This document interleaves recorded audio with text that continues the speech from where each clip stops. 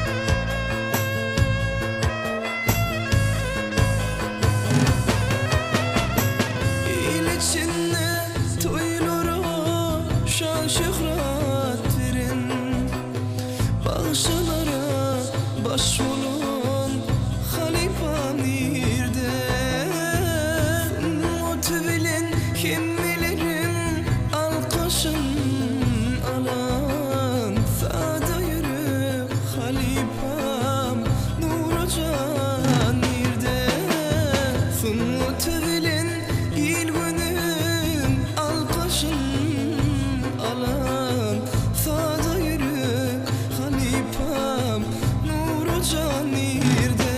Ya Allah'ım ya Muhammed'im cayın cennet eylesin halifam Nuri. Ya Allah ya Muhammed'im cayın cennet eylesin halifam Nuri.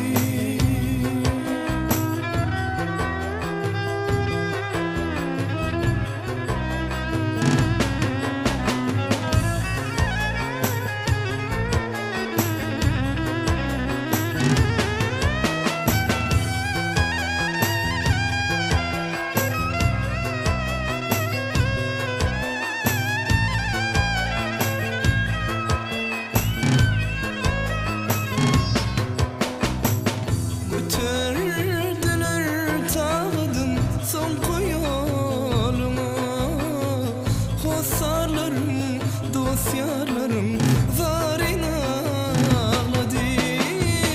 Dolanmaz mı Nurcan innidina deyip senin balalarım keben ağladı. Dolanmaz mı Nurcan kaydı vidina deyip senin balalarım keben ağladı. Ya Allah'ım ya Muhammed'im cayın